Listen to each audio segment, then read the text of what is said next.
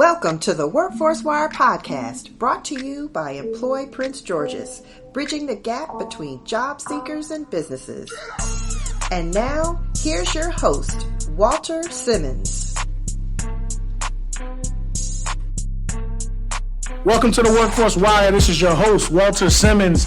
Today is our first series talking about the successful millennial. There's always negative connotations in workforce development about millennials in the workforce and disconnected youth being millennials and all of the issues you hear. But as a millennial in the professional world, I want to highlight successful millennials.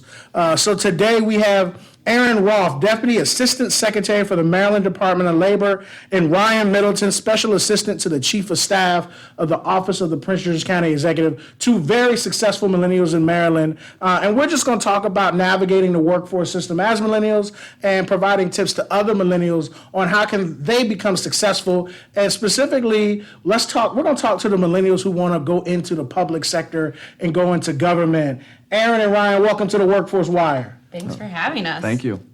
So the first question that we always ask all of our guests, as being a workforce development show, being a workforce board, is what was your career pathway and what led you down the path to the public sector industry in your current position? Let's start with Ryan Middleton. Tell everybody who you are and how did you ascend to your current position? Well, like you said, my name's Ryan Middleton. I'll start coming out of law school. I always had an interest in the public sector and public service, especially coming out of the Obama years. As soon as I came out of law school, I clerked for Judge Beverly Woodard in Upper Marlboro, Maryland, and that was my first opportunity.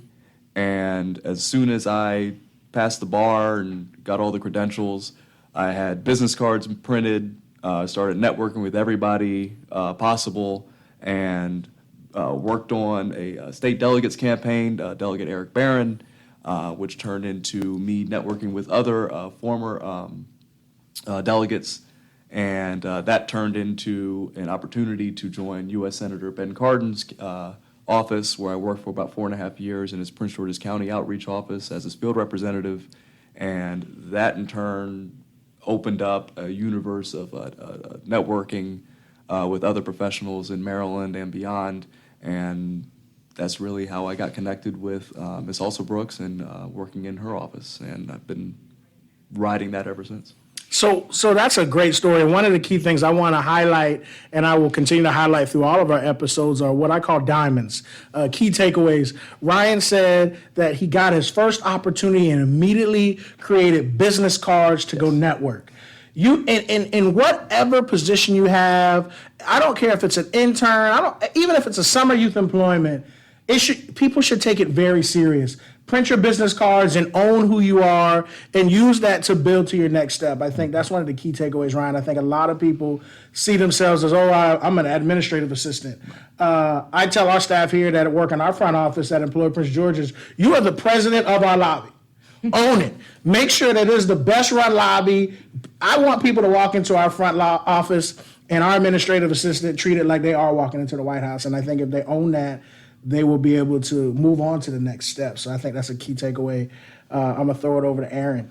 Sure. Well, thanks again for having me today. My name, again, is Erin Roth. I'm the Deputy Assistant Secretary for the Maryland Department of Labor, where I oversee the Division of Workforce Development and Adult Learning with Jim Repkowski, the Assistant Secretary.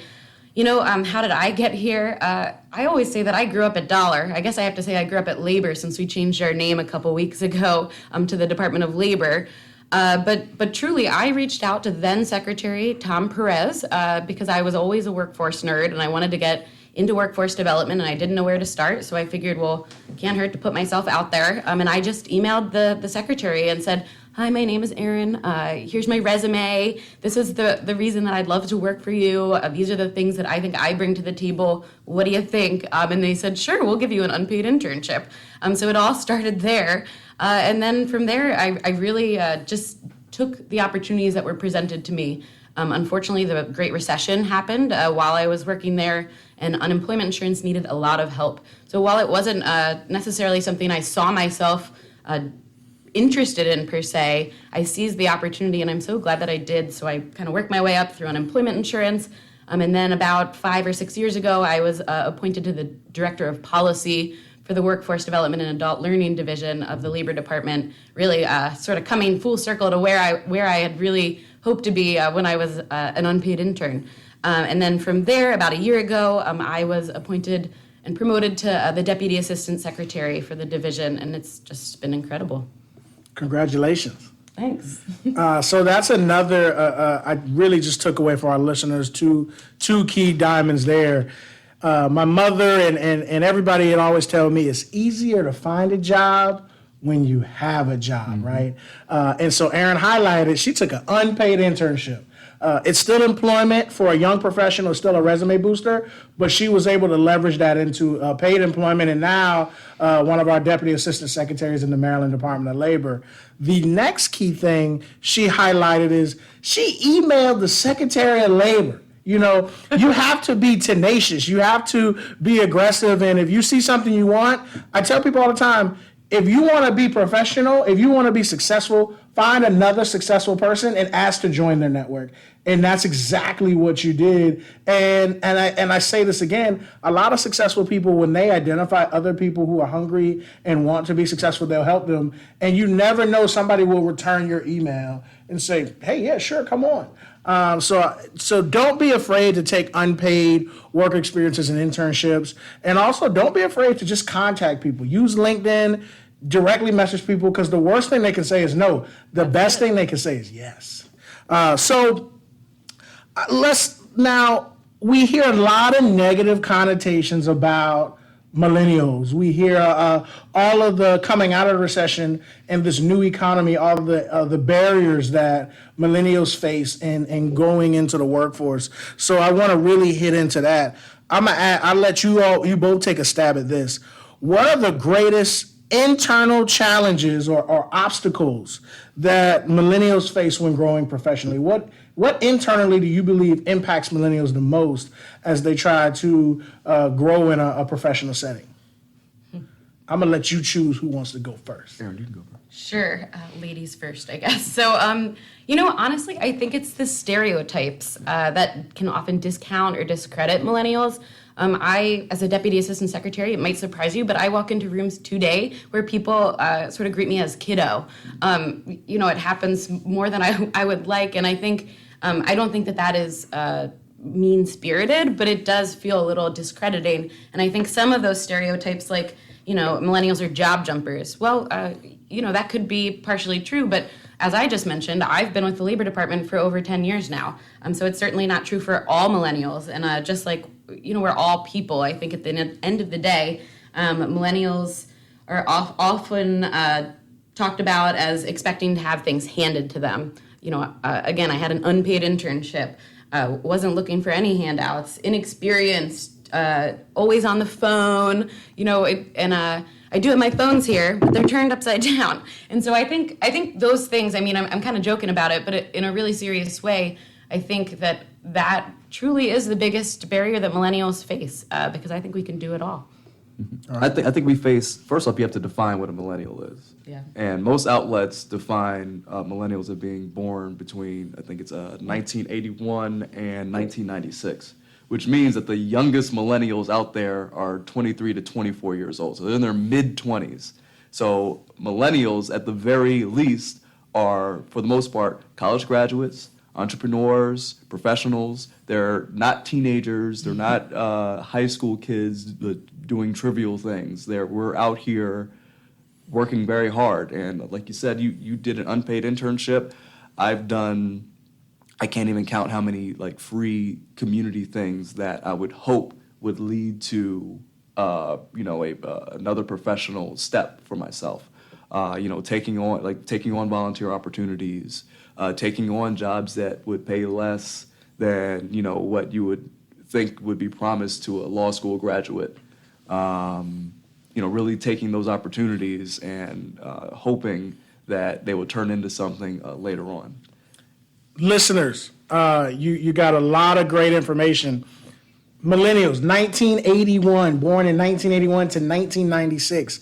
Workforce professionals, your current disconnected youth, your opportunity youth you're working with, stop characterizing them as millennials. We're talking about Generation Z. So when you're in your American Job Centers and you're creating workforce programs, make sure you're classifying them appropriately, and then make sure that your programming is not designed towards opportunity for disconnected youth that you call millennials. Make sure it's actually designed to Generation Z, because I can guarantee you, as a millennial with Erin and Ryan, how we engage on social media, how we approach life is very different than somebody that was born in 2000, that is currently 19, that is on all kind of other social media platforms, that it really has a different aspect. If workforce professionals aren't accurately defining their target populations, our programming won't align and we won't prepare people to be successful in the workforce. So really be open to that.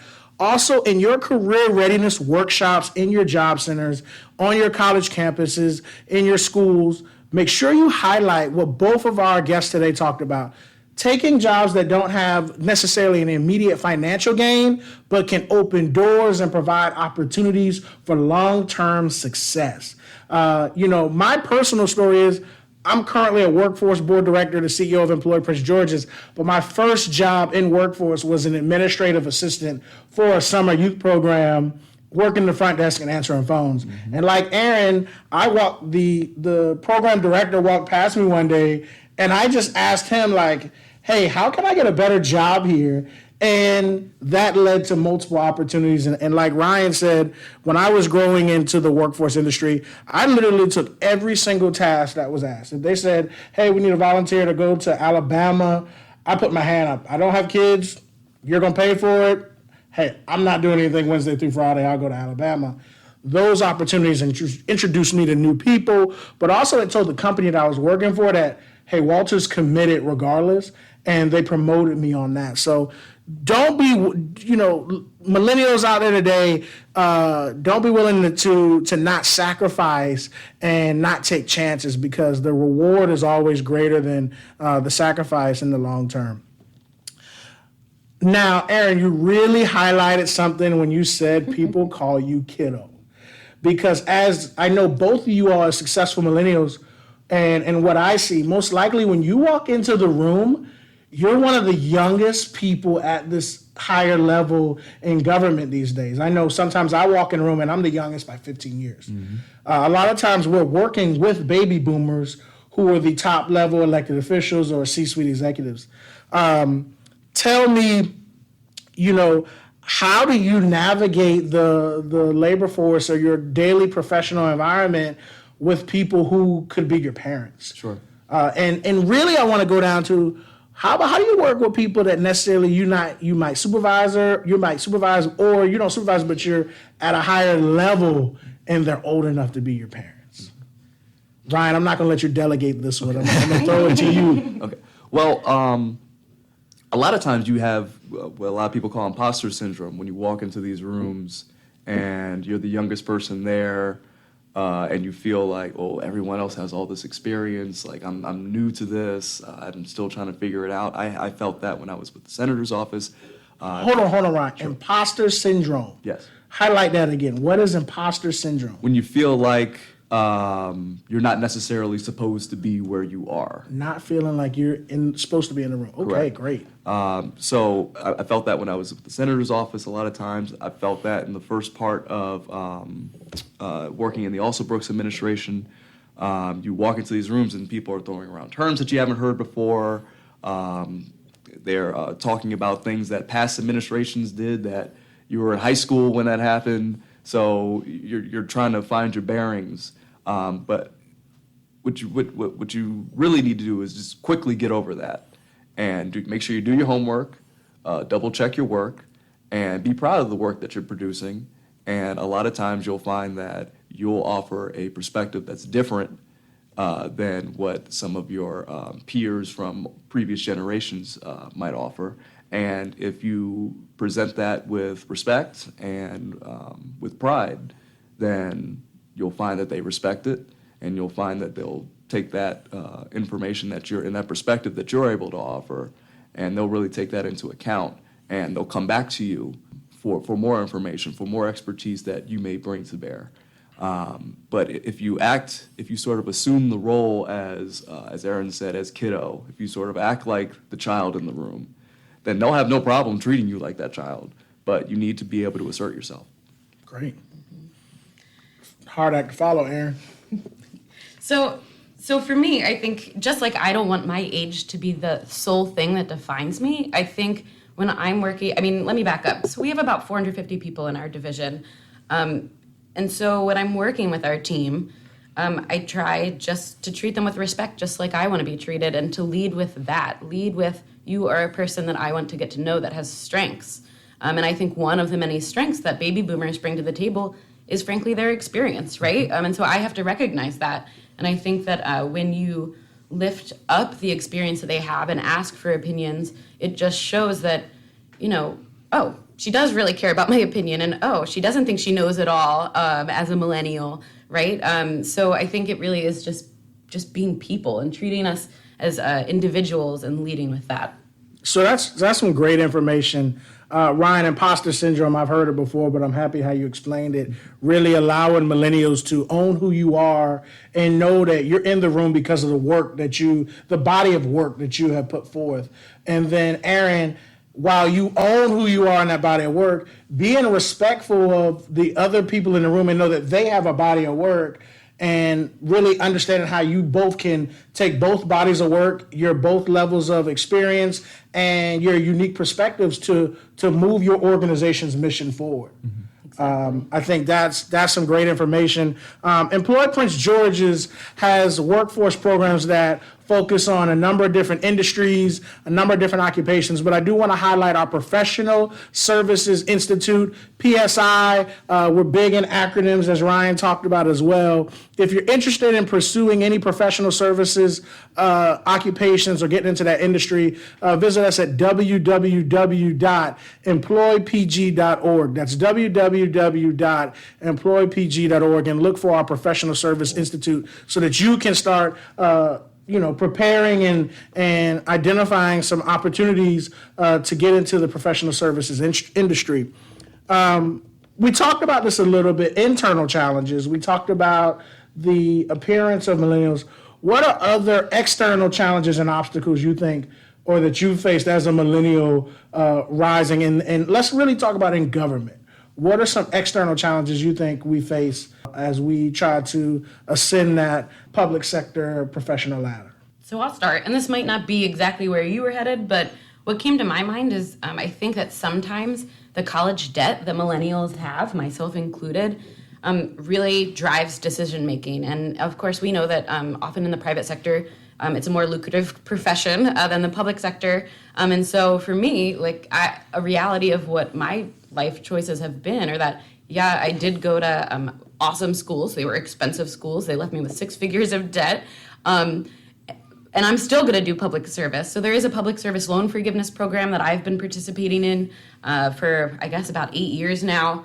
But I do think that debt that saddles our generation often can get in the way of people that really want to join the public sector, joining the public sector. So I hope that people know about opportunities like public service loan forgiveness and the opportunity it provides. I also think, I am fortunate that I do own a home, but I have a lot of friends that do still live at home with their parents, right? And it has a lot to do with that school debt. When it's more than your mortgage every month, that really does impact your life. And so I think that's one of the reasons I love apprenticeship, I just have to say. So apprenticeship is really an earn and learn model. I don't think that if I go back in time, I'm happy with my decisions and how things went for me, but I do wish that I would have known that there were things like apprenticeship out there where you can go through that on-the-job training with a mentor that is sort of similar to an internship experience, but you also get that classroom instruction that builds on,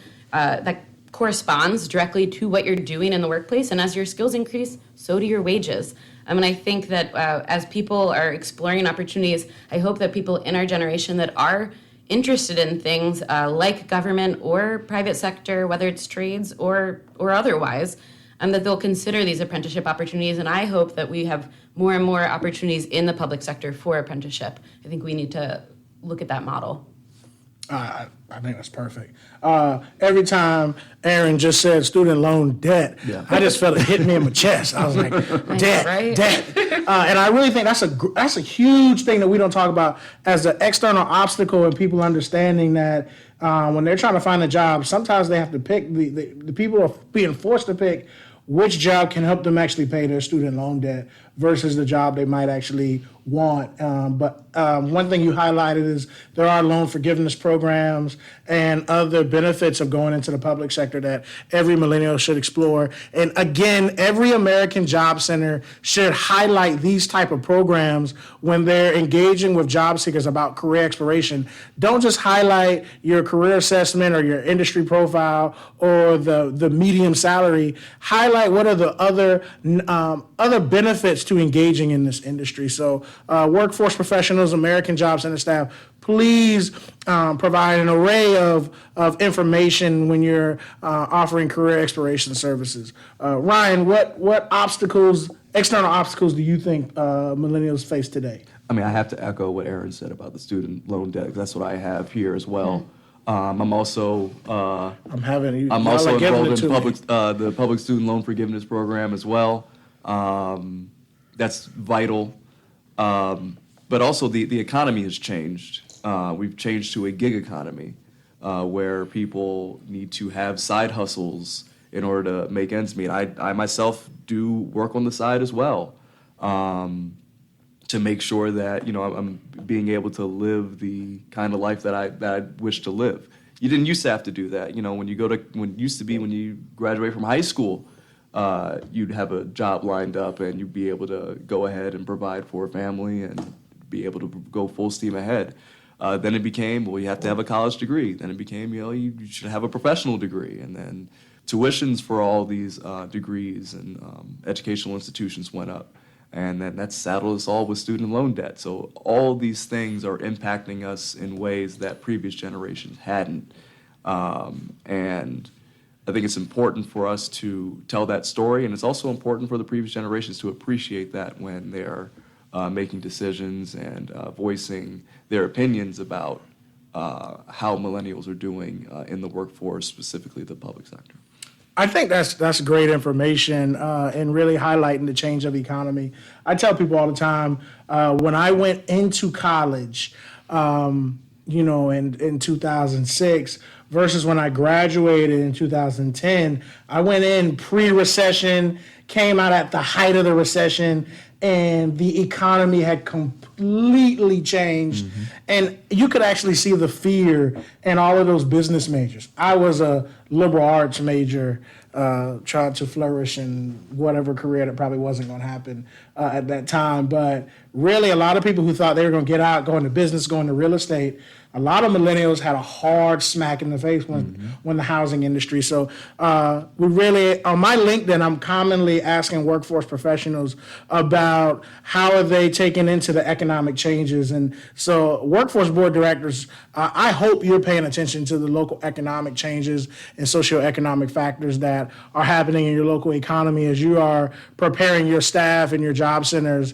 to engage with your two customers. Again, I always say, and I'm going to say this every podcast, the workforce system has two customers, the job seeker and the business, and the local economy plays a key role if you're doing that. If you want to learn more about what we're doing in Prince George's County, again, visit us at www.employpg.org. Again, or give us a call at 301-618-8400.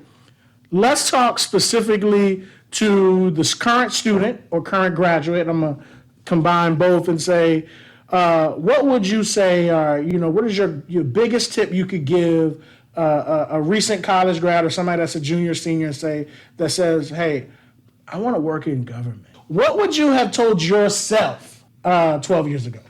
I would tell myself, as a college student. A young Ryan Middleton. Yeah, young, dumb Ryan Middleton. I would have told him to do exactly what Erin did, which is talk to everyone that you admire right now.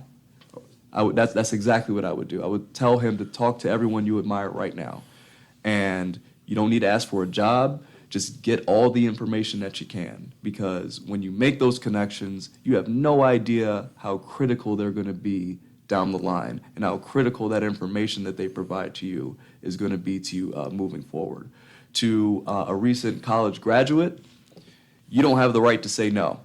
If an opportunity knocks, you need to take it, because you never know. Because I didn't know I was going to work for Senator Ben Cardin. I didn't know I was going to do that kind of work for 4.5 years, and it wound up opening an entire world up for me. I didn't know I was going to have the job I have now with Ms. Also Brooks. That wasn't the original conversation that we had, but they saw something in me and said, we want to give you this opportunity. And I took it, and I thank God every day that I did, because it's been extremely rewarding. So just take every opportunity, even if it's not paying, even if, you know, it doesn't seem like it's right up your alley, because at 20, 21 years old, you don't have an alley yet. So you need to figure out what that alley is and say yes to every opportunity. Great. Erin? Yeah, so I actually have really similar advice. So to piggyback, I mean, one, seize the opportunities, take the chance to have an internship, participate in an apprenticeship, get that work-based learning. That's what you need, is the on-the-job training. Really, I can't thank the people who provided those opportunities for me enough.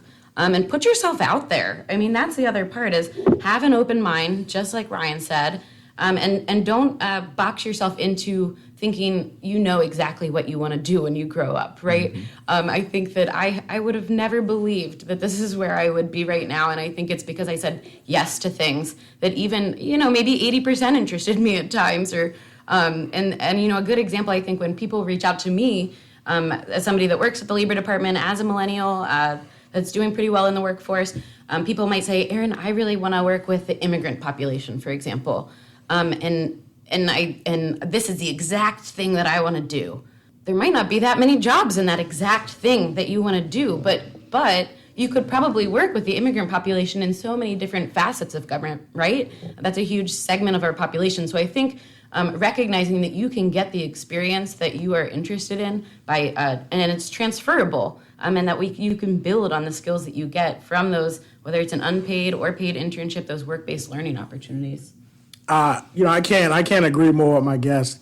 I tell people all the time, and they say, Walter, you know, you're the youngest workforce board director in Maryland. How'd you do it? And when I was with the DC Department of Employment Services, and I tell people my first job was a summer internship opportunity working at the front desk, and I used that low wage opportunity working in a program where I was actually the same age as the eligible population for the program, and I used that to build on to the next level. And I tell people all the time, I was actually an athlete student, not a student athlete. So I don't think I took college serious until my last 2 years. But in that last 2 years, once I realized the benefit of work-based learning and internships, I did 6 internships over 4 semesters. And one semester I did 2 internships, played football, and had a job. But it really sunk in the benefit. So listeners, and also career advisors, guidance counselors, case managers, really push internship, volunteer opportunities. I can't stress enough, it's easier to get a job when you have a job. And if you haven't heard it enough from our 2 guests today, please let that sink in.